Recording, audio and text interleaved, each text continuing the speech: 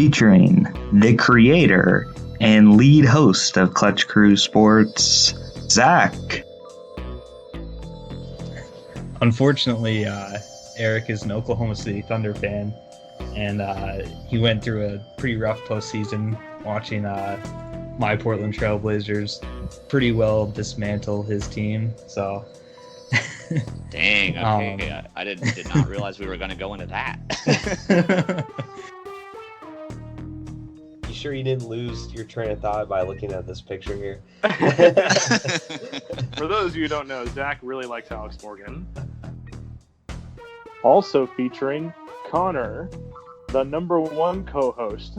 And I'm going to lock that. I'm back, baby!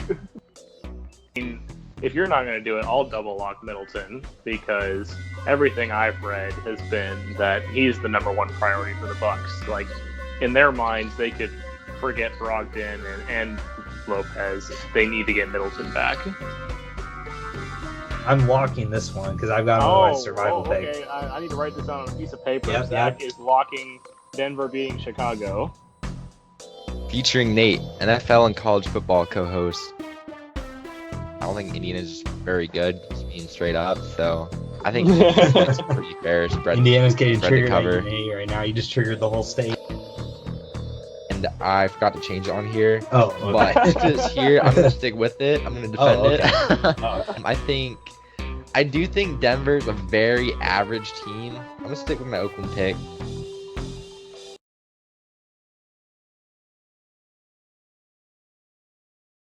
Okay, you can stop the record.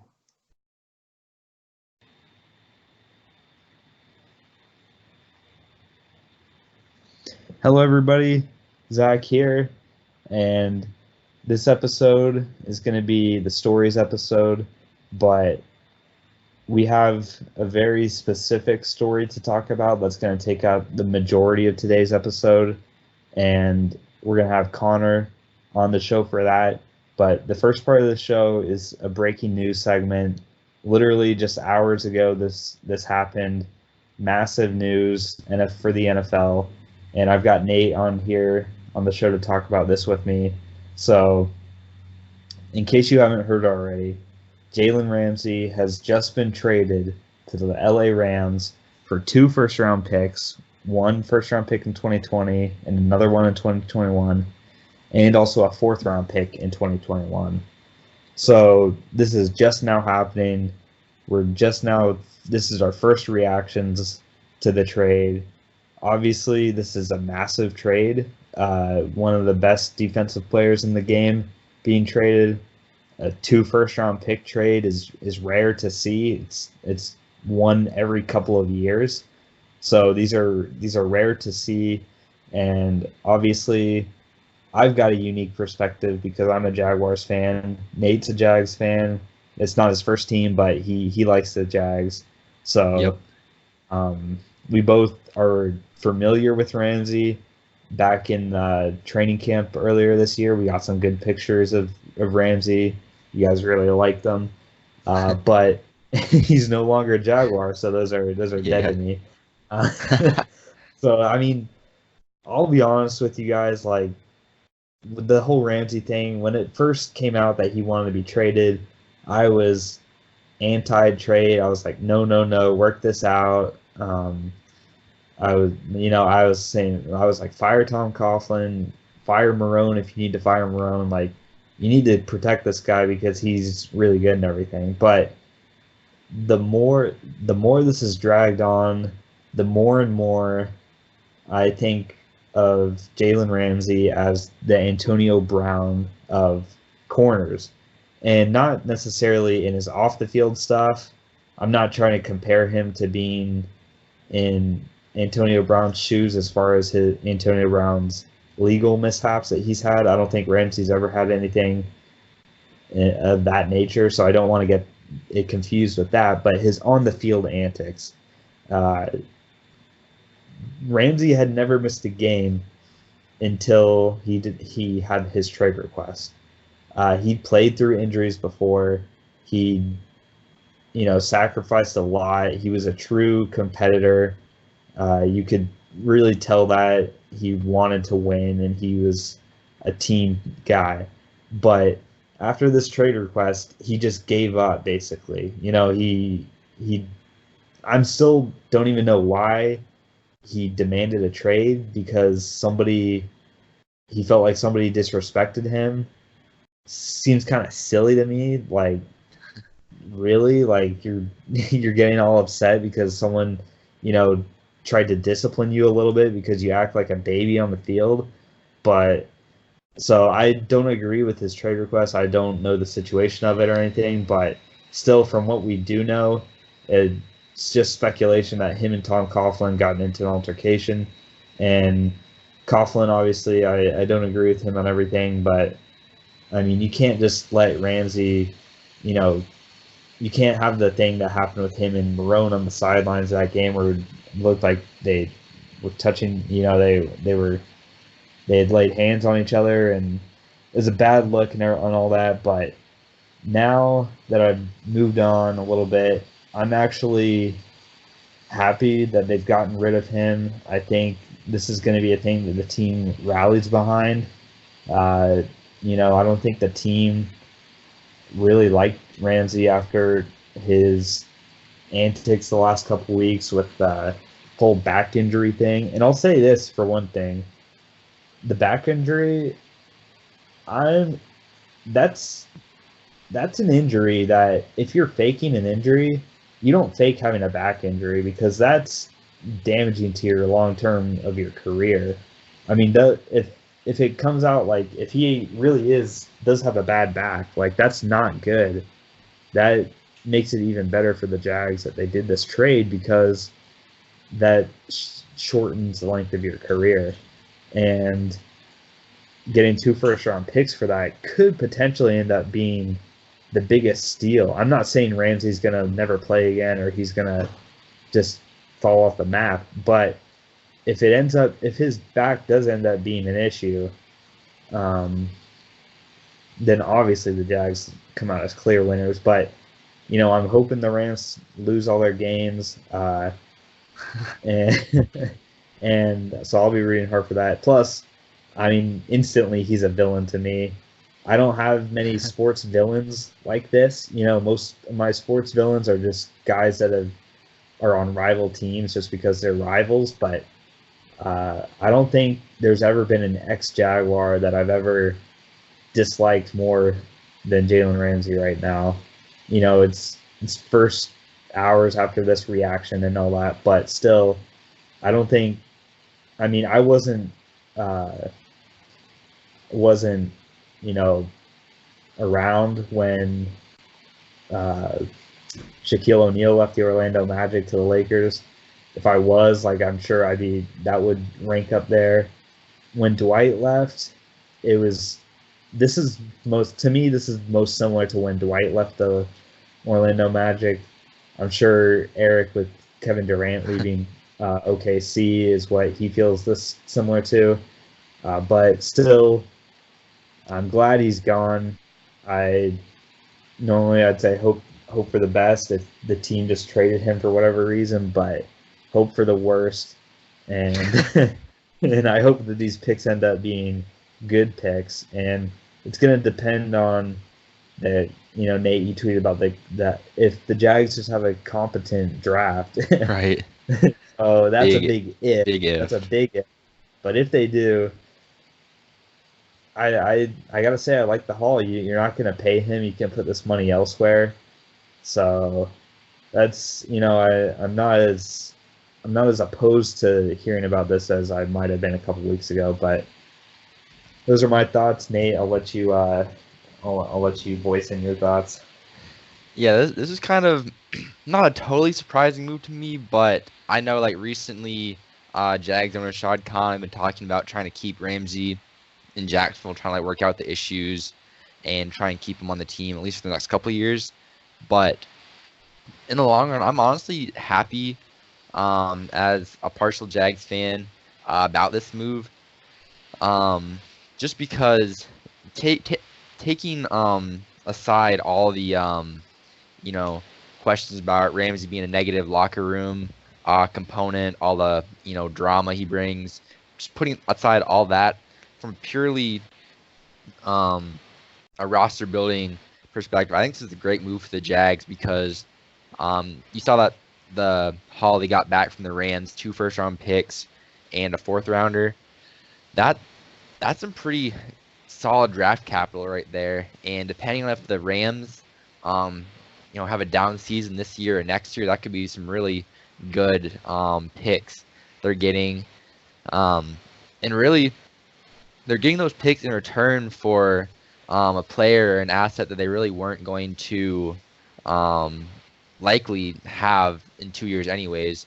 Ramsey hits his 5th-year option in 2021, and then after that, or no, sorry, I think you were the right. contract again. Yeah.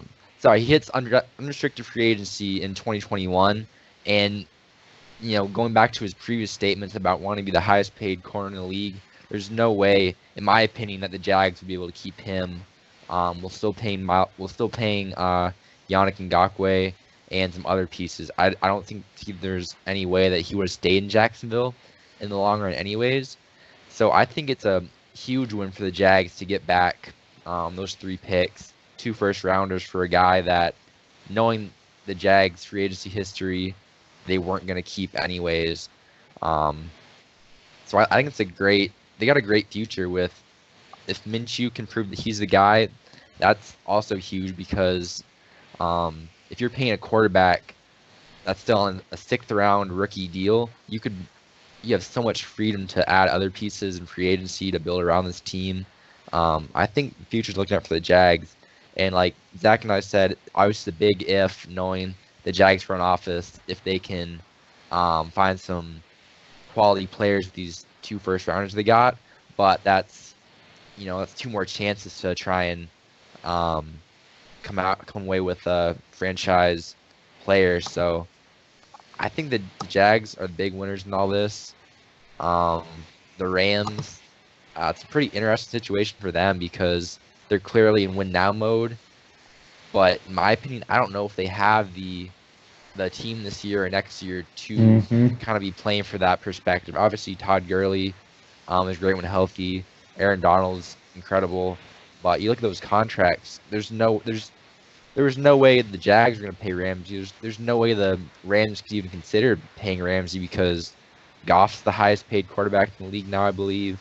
Donald's already the highest paid defender. Todd Gurley's the highest paid running back. Or maybe did Zeke pass him? In some categories, Zeke passed him. Yeah, I don't know what, he's but up yeah. there. Yeah. Yeah, he's making crazy money for a running back. So basically, they have 2 years of Ramsey at the most. So the Rams are going to try and make the most of that, but it's a very interesting move for them. I personally thought the Eagles, if any team, were going to make a move for him, seeing as they definitely need corner help. So I was a little bit surprising that the move came from the Rams and not the Eagles. But all in all, yeah, I just think the Jags are the big winners in this situation.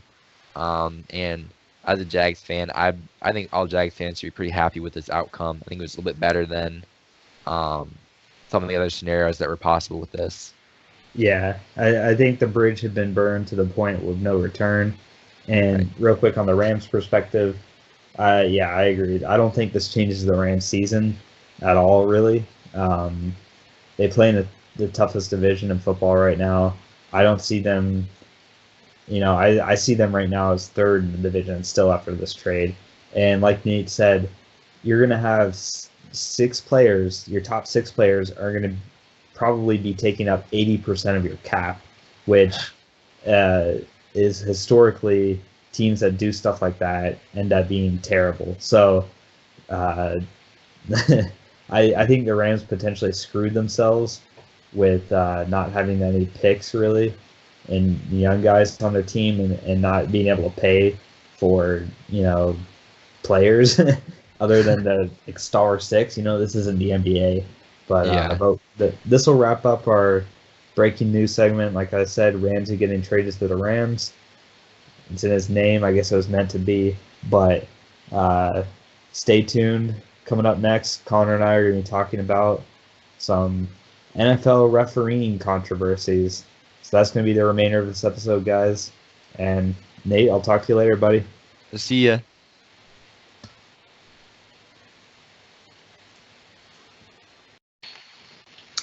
All right, guys, we're back here for the second portion of today's video. So this is going to be the miscellaneous sports topics part of the episode. Normally, we wouldn't have a breaking news segment like you just heard, but that, like we said, that was pretty breaking news happening just a couple hours before we recorded.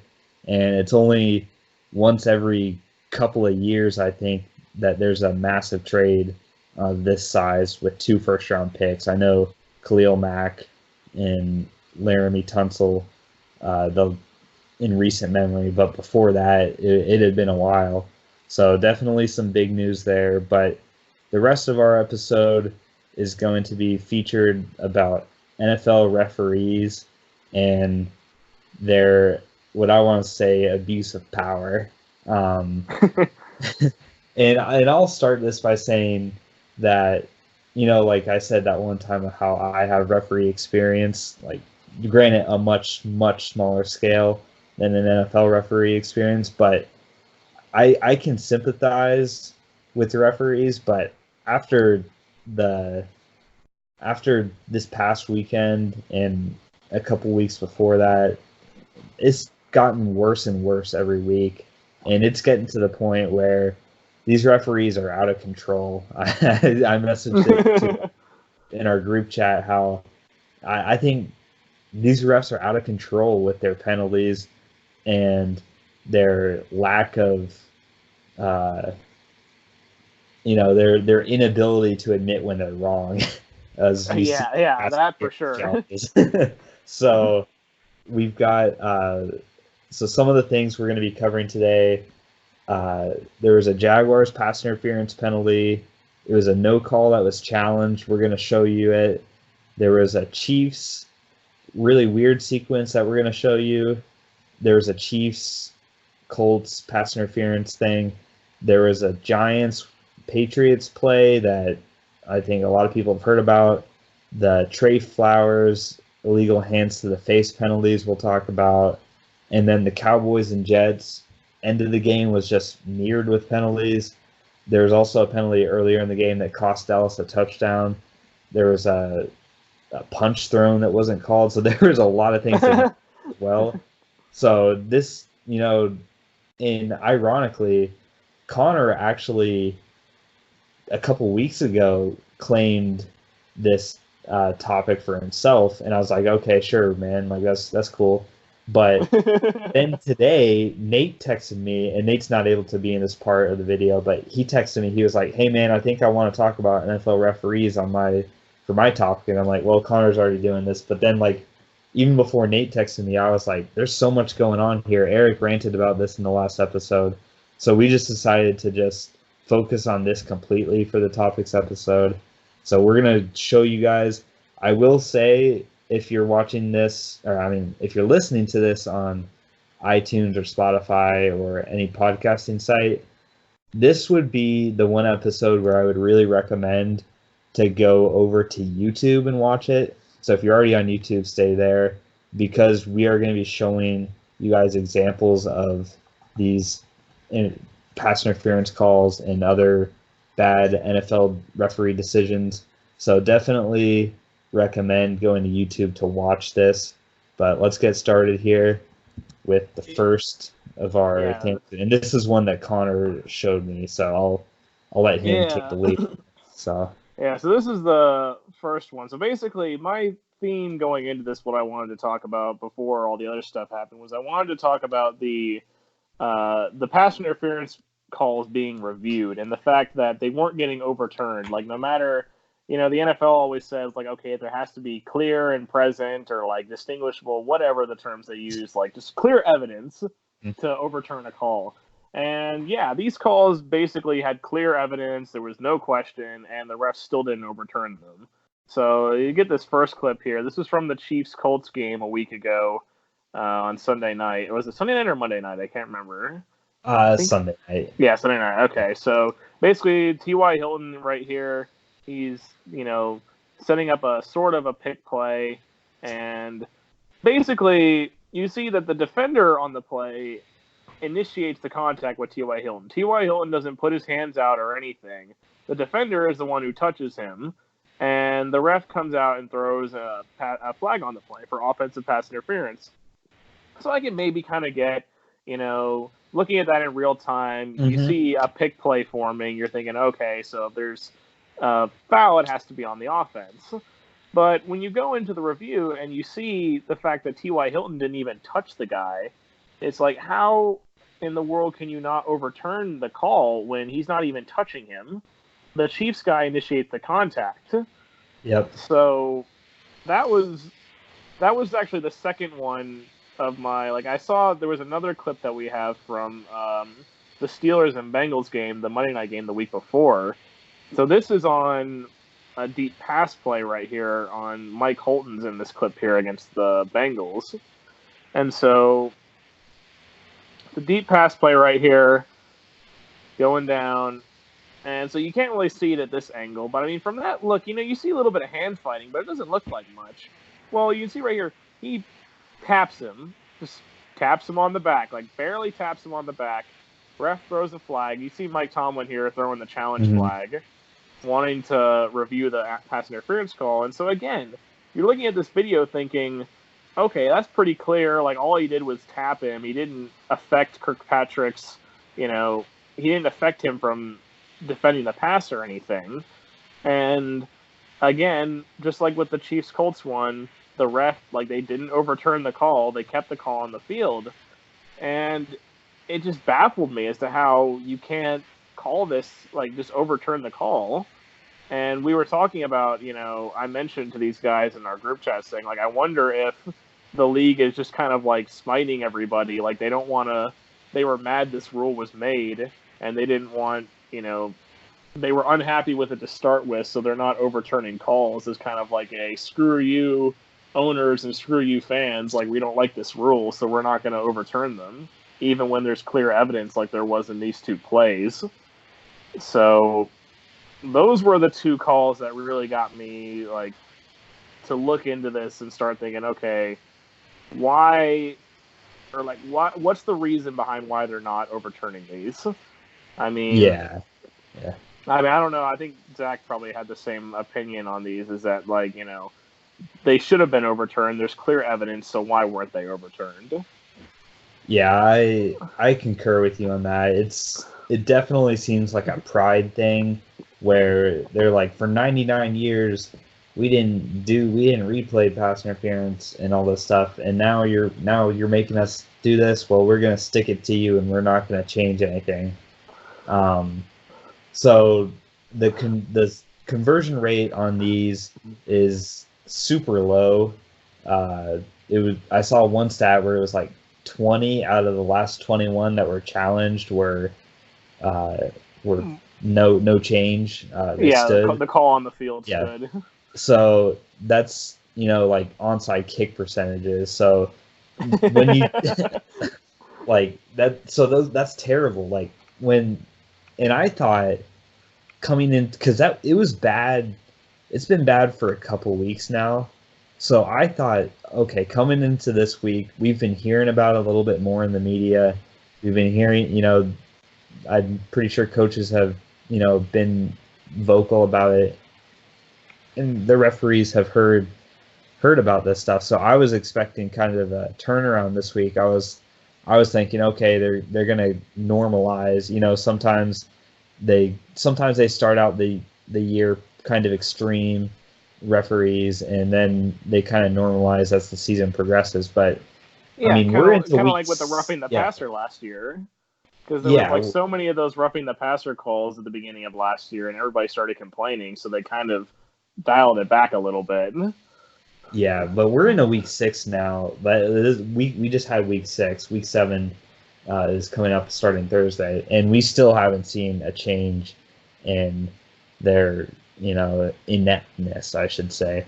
But it's bad. I think at this point, teams are just going to stop calling challenges on these. You've seen it a couple times where there was it looked like you might be able to challenge this and win it if it was a rational human being with eyes, but but the coach decides not to challenge it because he doesn't want to waste his time out with this, because he knows he's probably not going to get it no matter how obvious it looks. Yeah, you got something? No, I was just gonna say, like, and then we can go to the Jaguars Saints one. Yeah, too, we haven't showed. Yeah, I'll show you guys. Yeah, because so like the other two were instances where pass interference was called and it wasn't overturned. This was an instance where pass interference wasn't called, and it was like they were challenging to try and get the PI called, and so, but the ref, even after looking at it, didn't call it. Yeah, so you probably have more background on this than I do. Yeah, so this happened in a pretty important part in the game. As you see, 11 minutes on the clock, and it's a 13-6 game, so not much points. And if the Jags had gotten this call in their favor and it had been pass interference, it would have helped them a lot on this drive to score. And there was another bad penalty too, we're going to show you guys later, that hurt the Jags even more than this one. But I'll let this play and then talk about it. So this is where that graphic came out, 2021. Yeah. I guess after this it became 21 of 22. But look here, I mean, the thing with pass interference is, it's generally not called if the defender has a right to the ball, like he's trying to make a play on the ball. But as you can see, I'll back it up some more, it goes kind of quick, but his head's not turned. He grabs him from both arms, grab him, and it's just I don't see how it could be any more clear. I mean, this is like if you're trying to teach a referee what's pass interference, what's not. This is something that would be an example of what is pass interference, but they didn't call it originally. I think it should have been called originally, but the fact that it wasn't, okay, they have a replay, they can slow it down. And one of the arguments that they used against this was they were like, oh, it looks worse in slow motion. But Eric really shut down this argument last episode, where Eric was arguing, well, you use slow motion for everything on replay. If you're looking at someone in bounds versus out of bounds, you go to slow motion because you want to get it right. So it's not like slow motion is falsifying the video. You use slow motion for everything you do in a replay, and you don't. And there's some instances where coaches challenge and get it right. Like, this isn't it's not like all challenges have historically had this low percentage of being overturned. So yeah, I mean, and it's like, you talk about slow motion makes it look worse. Were you gonna say that slow motion makes it look more like a first down or whatever, when they're trying to challenge the spot of the ball? Like you said, you use slow motion for everything. And also, I mean, this play right here, it almost kind of goes back to it's not quite as blatant, but it's still very similar to the Rams-Saints game last year in the NFC Championship game, where the Rams defender basically came in and just hit the receiver out of the way, which is what happened here. So I don't get it. I don't know what the reason is for why. I mean, you could pay me money to be an official, and I do a lot better job than this. I mean, and you hear people say that all the time because they're mad, but this is actual. This isn't a I'm mad my team didn't get a call the way or something. This is actually really bad. Yeah, and I'll show you another one too. And the more you watch these, actually, let me go to this one. It's which one of these is where they all look so. Oh, so this is kind of the same situation as the last one, where it was a defensive pass interference that was not called, and it was replayed and not called. But I mean, I don't know. I was listening to someone talk about this earlier. They were kind of ranting too, and they were like, I don't know if these referees don't have eyes or if they don't have brains. but they don't have one of the two. Yeah, I mean, because like you can't just grab somebody out of the air and like pull them out of the way. I'll just say this: I've seen pass interference be called for way worse than that. I mean, way way less. Contact, way less contact than that. Like that. That's just this defender. I'm sure he was. If they had thrown a flag, this isn't one where he's running up to the ref like, "What did I do?" Like this. This is one where I'm thinking he's even surprised that they didn't call a flag. And this is one where the wide receiver is probably like, oh my, like, look, when he falls down, he's like, okay, you're calling a flag, right? Like, it's a pretty quick GIF, so we can't see too much after the play. But this was reviewed and not overturned, and we don't know why. I would like an explanation. Well, it's like how you talk about that pass interference has been called for a lot less than just this. I mean, think back to last year. The Saints are showing up in all of these, but the Steelers and Saints game last year when Joe Hayden got called for that pass interference, like again, just kind of tapping Alvin Kamara on the back, and the ref was like, pass interference.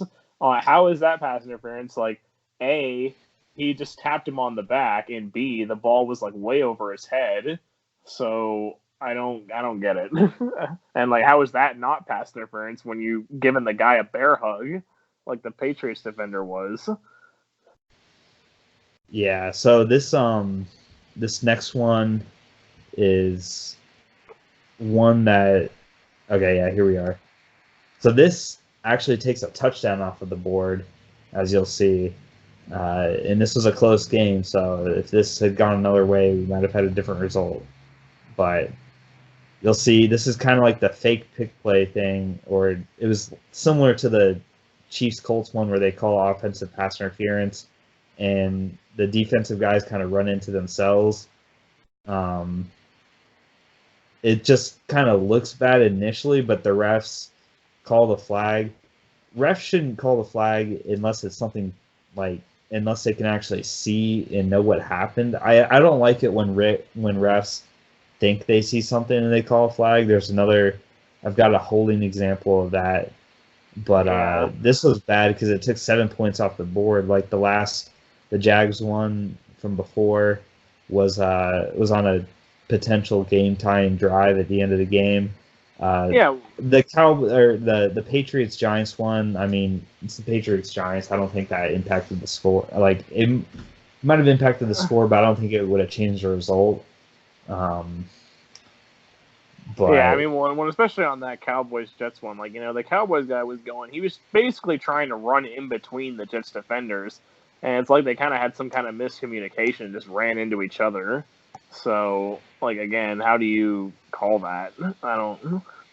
Yeah, and then here's a 2-point conversion attempt to tie the game at the end, and you just watch. Keep an eye on Jason Witten. Yeah, Jason Witten here in the middle. So you'll see it better in the next replay. But I've got a theory as to why they didn't call this, and I'll show you guys why. But I still love the. He's like shaking his head around, like right there. Like. I'm still cracking up at the Jets player just flopping at the end of that, like, And after the play, it looks like he's mad that the ref called a flag, even though the ref didn't, because he knew that the ref was probably throwing a flag on that. Like he puts his hands out, like, what? I didn't do it. Like, why did? But so funny. But to be fair, I'll show you another. Okay, so there's a lot from the same game, but this was way earlier in the game. Keep an eye on number 67 on the Jets. Yeah, so kind of where that guy with his legs up in the air. That guy down here. I'll show it again if you didn't catch it, but look what he does. Just punches him right in the back. So no flag thrown at all in this. I was pretty surprised.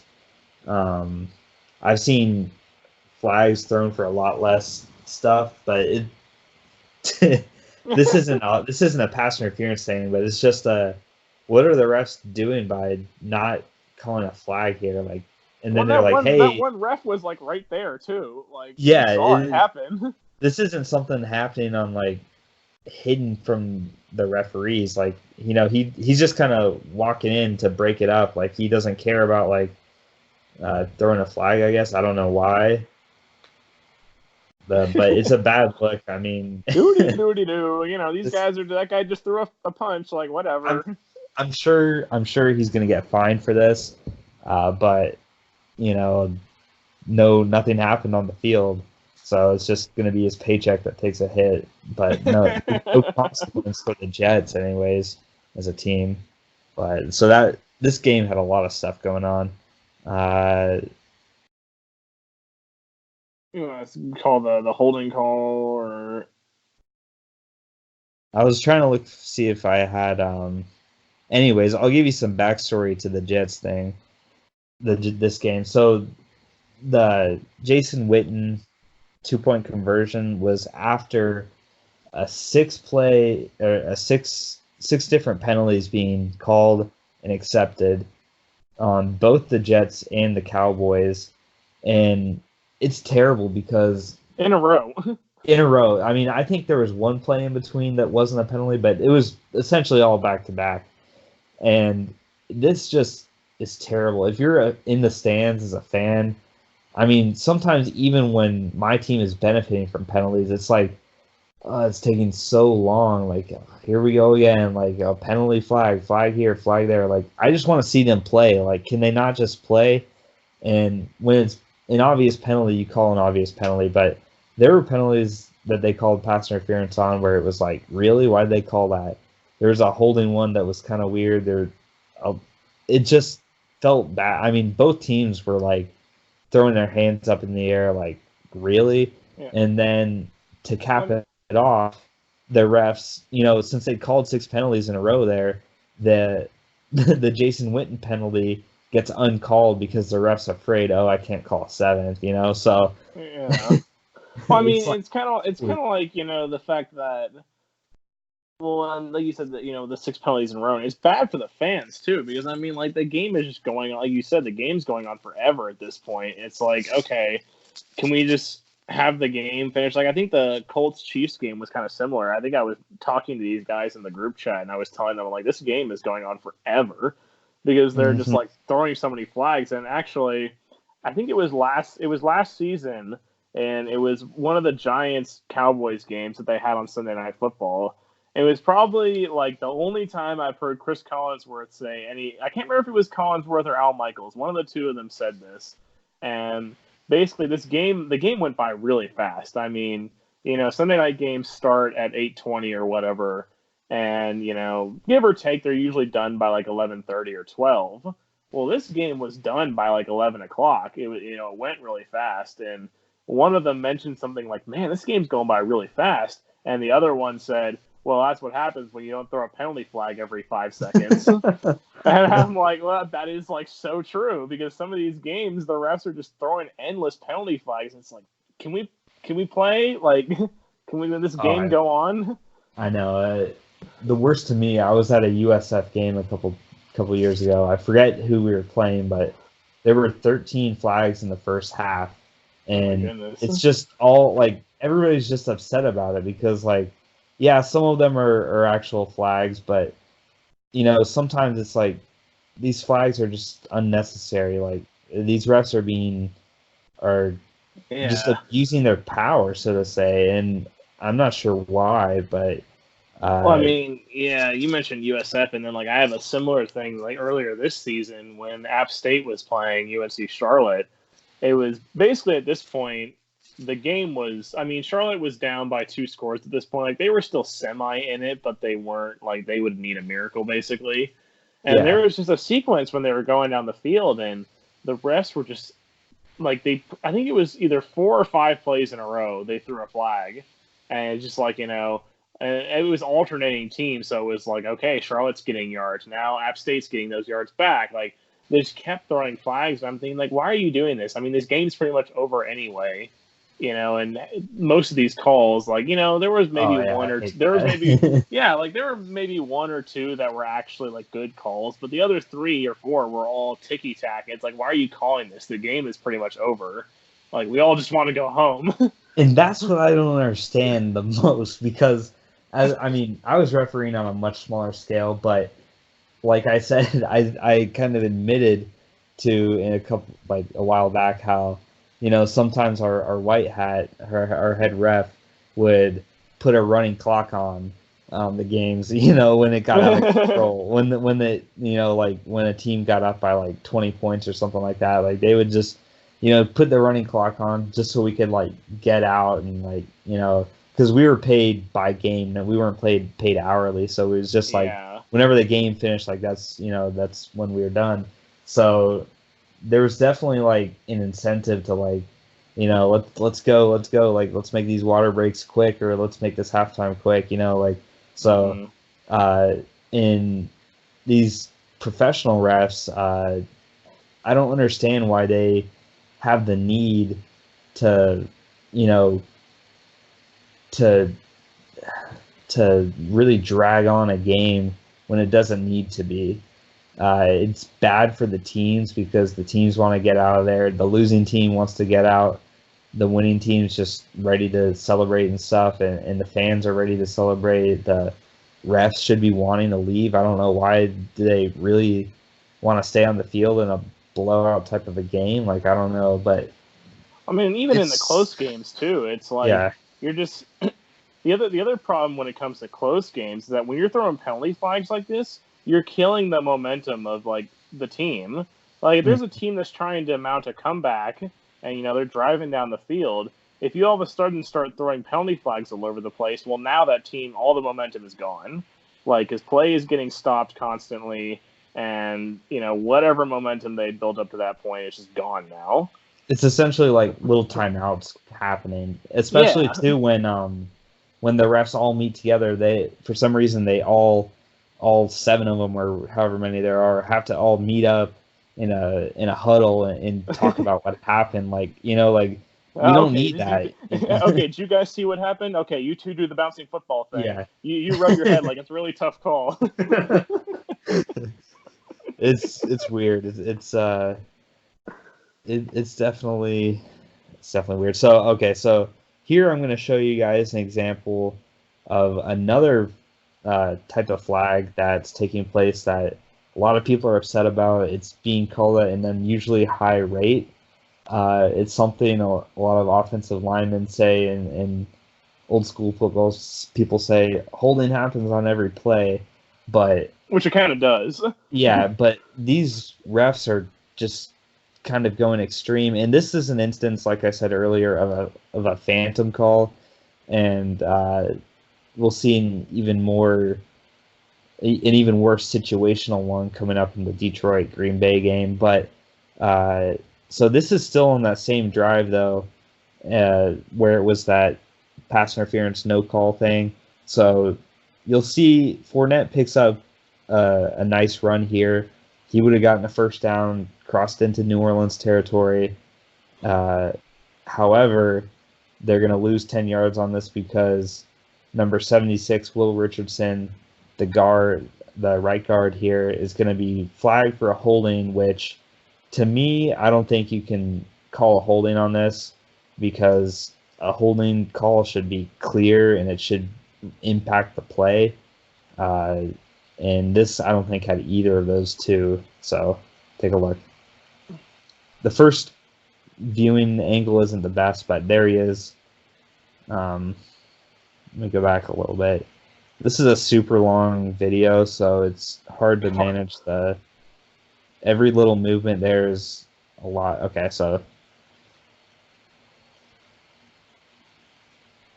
you might want to go back on the day a little bit more. Yeah. Here we go. Here.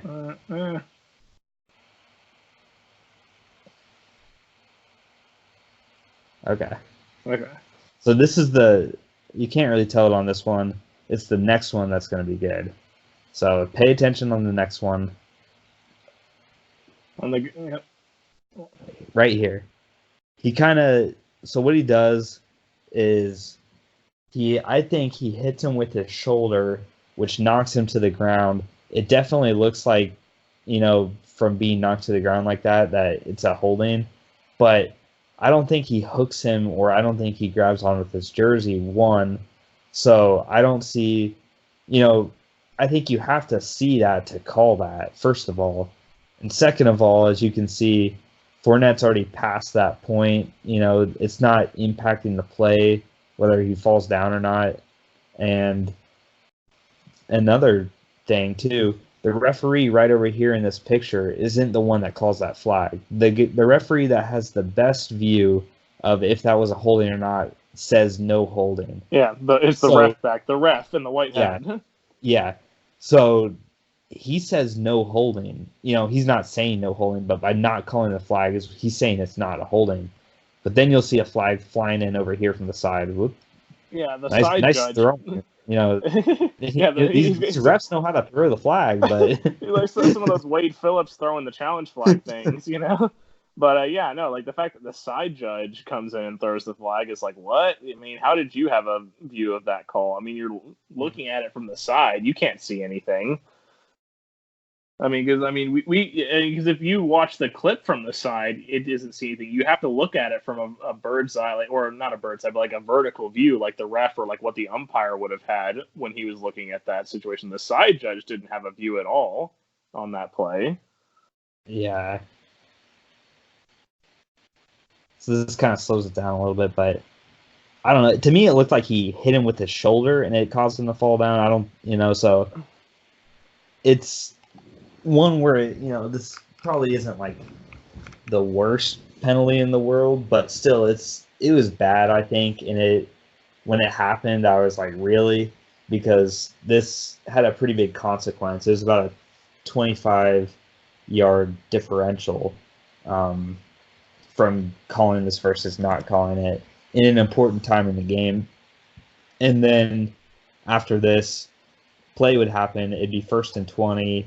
And eventually it would get to be 4th and 2, and the Jags didn't convert, and New Orleans got the ball back and ran up a lot of clock. So this was do or die time. It ended up being, and fortunately it didn't go in our favor, but we played really bad. So I'm not going to blame this on the refs, but that's just something that I noticed over this weekend that we talked a little bit about last episode, but I wanted to show the videos in detail. And then I think our final one that we want to talk about is the Monday night debacle.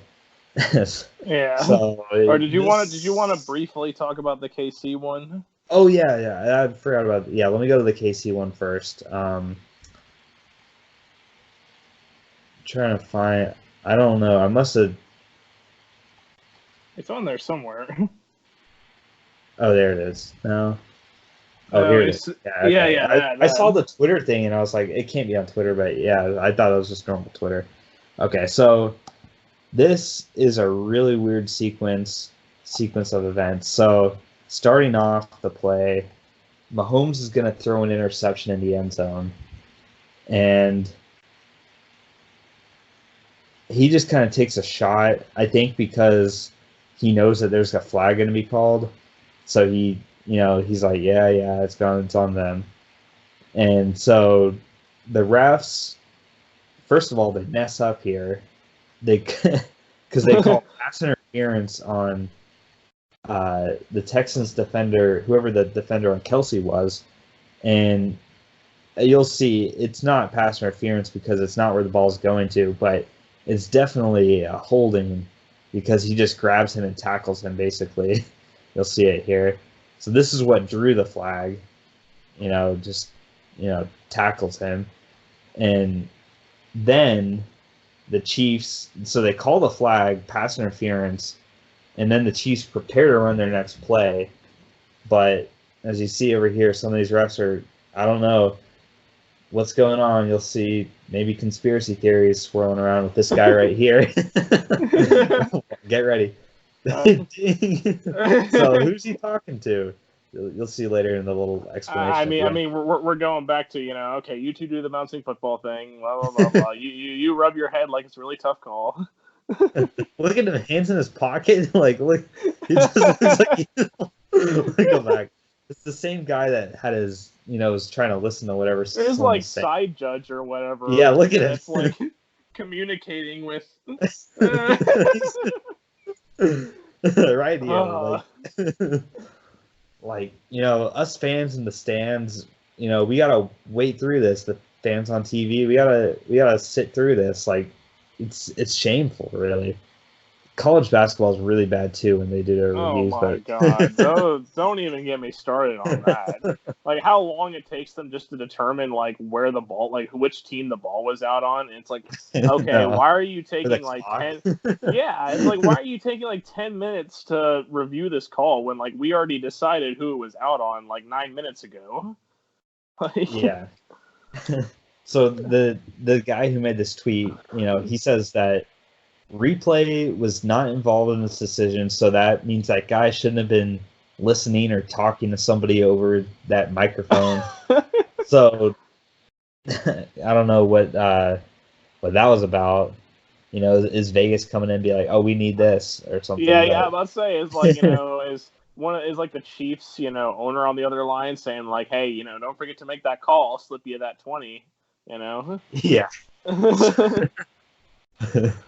If that evidence for that came out, this season would be, who knows what would happen. But maybe we'd start hearing more conspiracy theories about, how in the past everybody thought that the Patriots had the refs in their pocket.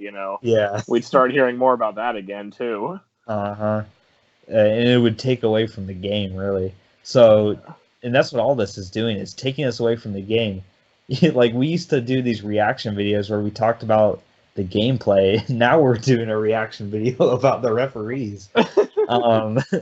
So the referee here, Hockley, says there was potentially a hold while the ball was in the air. It's not pass interference because it was on the receiver. We know that. You're kind of being redundant, or not redundant, but like, we're not stupid. Yeah.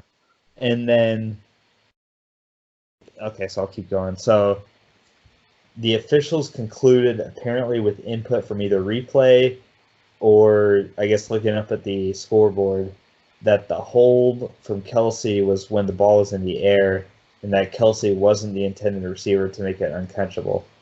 But why would you overturn this when you threw the flag? Like, I don't understand. Okay, you throw the flag, you just get it wrong, you say it's pass interference instead of holding. Okay, I can see that as an error. But why do you change your original decision of holding? What new information do you have that the ball was or wasn't in the air or something? So. And why is that guy on his headset? Yeah, it's like, it brings up a lot of questions. It's weird. Mahomes was upset about it. He said after the game that, he just took the chance because he knew that there was a flag. So it was costly too, because at that point in the game, the Chiefs, were just dominating. Could have added another score and made the game could have been different, as it is a lot of times with the referees' decisions and such. But so now the Monday night call we'll get to, and like I said, the Monday night debacle. I'll try and find. Seems like all these games have been debacles recently. Yeah. So Connor, I'll let you kind of introduce what this is about while I find where to start this clip at. So. Yeah. So basically, this is about. I know two of the main calls that this is about is on Trey Flowers. Basically, over the course of the game, he had 2 hands to the face called on him that really probably shouldn't have been called. Now, the officials came out today. Actually, I saw an article where they basically said that the first one they actually stood by. They said, like, yeah, that should have been called. But they did admit that the second hands to the face, which happened at the end of the game, they shouldn't have called. And basically, the reason why this is so in the news right now is because what it led to. It allowed the Packers. It was a third down. I mean, you see right here, it was a 3rd and 10.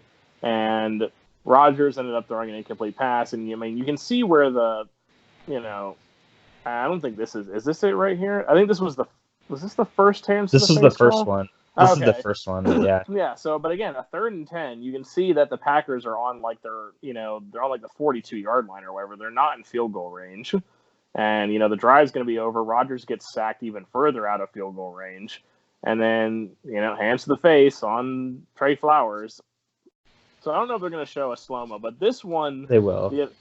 This one the official said that they stood by. They thought that this was the right call. So I haven't seen this. I saw the second one a lot, but I mean,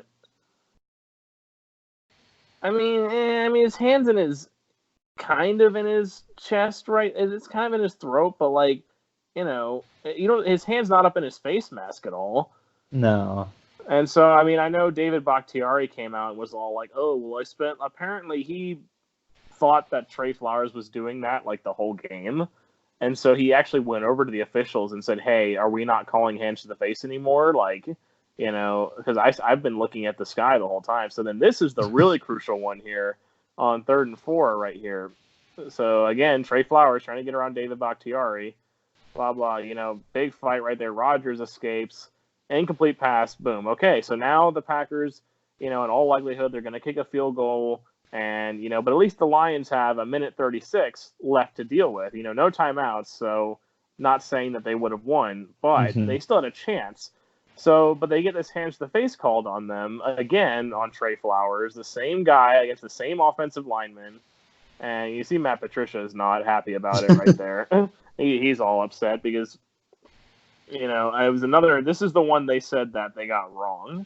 So you can't really see it from this angle. I think they'll show it. Yeah, they'll show a side angle. Yeah. But yeah, right.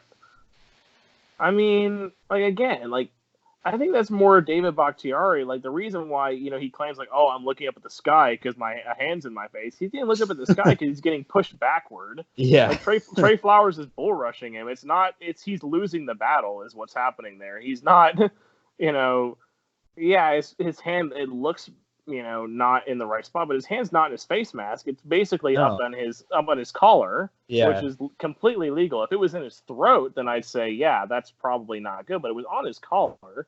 And the reason why it looks bad is because Bakhtiari is losing. Like, Trey Flowers is getting the better of him right here. Mm-hmm. And this allowed, basically, the Packers were able to go down, and it gave them another play, and they managed to get down to, like, the 2-yard line. So then, since the Lions were out of timeouts, the Packers basically just kneeled on it a couple times to get it down to like 2 seconds left, and then Crosby had an easy 20-yard field goal chip shot. So very crucial and 2 very ticky-tack hands to the face calls that, like I said, the league said they stood by the first one and that the second one they screwed up on, but I mean, it kind of looks like they screwed up on both of them, in my opinion. I think so too. I think they're just trying to make themselves settle. Like, okay, we'll take some of the blame, but we're going to stand by this other call so that we don't look too bad, even though, like, really both calls were probably the wrong call. Yeah, and looking at this last one too, there shouldn't have been any calls, but if anything, Bakhtiari's got his hands in Flowers' face just as much as Flowers does on him, like more so than Flowers does, I think, on him. I mean, it's low, so you can't really see it as well, but like it looks like he's kind of grabbing his face mask there. Like they don't, so not only do they call it bad, but it'd be more of a legitimate call if they called it on Bakhtiari. I don't know if you're just now seeing that for the first time or not, but I've been looking at. I've been watching it the past couple times, yeah. I didn't even look at Bakhtiari. Yeah. But yeah, I mean, it looks like. I mean, I don't know. I think that's an odd angle. I think that's an optical illusion. Actually, the more I look at it, I think his hand is on his shoulder pad. Yeah. I don't know. That one's really tough to judge. Mm-hmm.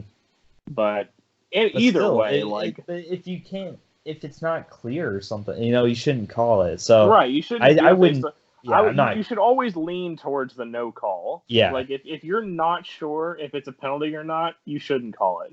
is basically what we're trying to say here. Especially in this part of the game with this situation too. Like, yeah, you gotta know it. Like this. If you make this call here, you end the game. yeah, Like, you gotta. So. Yeah, because the Lions are out of timeouts. So now, like I said, what the Packers did, like they got one more first down, and then they just kneeled on it a couple times to get the clock down to 2 seconds. Yeah. So, I mean, it's like we said before. What we're trying to say here is that if you're not sure, don't throw the flag. Don't just assume that it is a penalty. Like, if it's clear and obvious, then yeah, throw the flag by all means. But if you're not sure, then you shouldn't be throwing the flag. Yeah. If you even have to, like, if you pull the flag out and you're kind of like, oh, well, maybe, like, just put the flag back. Well, what they always taught us for refereeing is they said, okay, throw the flag, but swallow your whistle. Just don't just really try not to blow your whistle. And if you throw the flag, you can the white hat, the head ref, he can always overturn. He has the final authority. So right. if they he can disagrees with you, yeah, you can always pick it up. So in this instance, this is one where I'd like, if you're gonna have a group meeting and come chill out for a few minutes and talk, this is one where you got to do that, and you got to actually pick it up and say no flag. I would be okay with that. Well, it's not ideal because it's wasting some time. At least you're getting the right result. Yeah, well, I mean, you don't see that ever either. I mean, like, how often over the course of a week of an NFL game do you see an instance where they throw a flag and they pick it up? It almost never happens because, again, the officials don't want to, they can't swallow their pride. Yeah. Like, they threw the flag, so they want to somehow find a way to make, like, no, that was a penalty. Which, to be fair, most of the time, in the past, they are penalties, but still, in situations like this, it's like the officials just got to learn to swallow their pride, which it seems like they can't do. Yeah. So, for a silver lining, a positive to this issue is, it seems like every time we rant about a specific player or something like that, they always end up the next week having a great performance or something. Like when you came out with that meme of Kyle Lowry and then was like the top scorer in the next game of the NBA Finals. Exactly. The Kyle Lowry, Kirk Cousins too, just had like the game of his career, and we were making fun of him and showing that video of that gender reveal of his baby. So it's not, and there's some more too. I can't think of it on the top of my head, but I know it's happened where the majority of the time where we bring up somebody and call them out for their bad performance, they've turned it around the next week. So that's my hope for this, is that we've talked so much about this in a negative way, that hopefully next week we don't have to come back to this issue. Hopefully it's a non-issue, but I don't know, man. I don't know. This seems a bit too big for it to just change overnight, unfortunately. Yeah, because it's so widespread. I mean, it's not just a singular incident that we're talking about here. We're talking about multiple incidents. So multiple crews, multiple weeks, multiple incidents. Yeah. So. We'll have to see. Yeah. So. Thank you guys for listening. Another thing that I want to bring to your guys' attention is that next week we are going to be coming out with our NBA prediction special episode. So a little bit different, but some similarities to our NFL predictions. We're going to cover all 30 teams in 60 seconds, roughly. So it's going to be a quick, really quick, just session of just some quick thoughts on all the teams. We're going to talk about every team for 60 seconds, and then we're going to share our MVP, regular season MVP, our finals matchup, and anything that somebody said about a team that we disagree with, we're going to talk about. So it'll be a fun discussion. It'll be all NBA based. So stay tuned for that next week. And then we'll be coming out with another either topic video or reaction video. We haven't decided yet which one we're going to forego, but that's what's coming up next for you guys. Thank you guys for listening, and take care. Bye. For Eric, peace.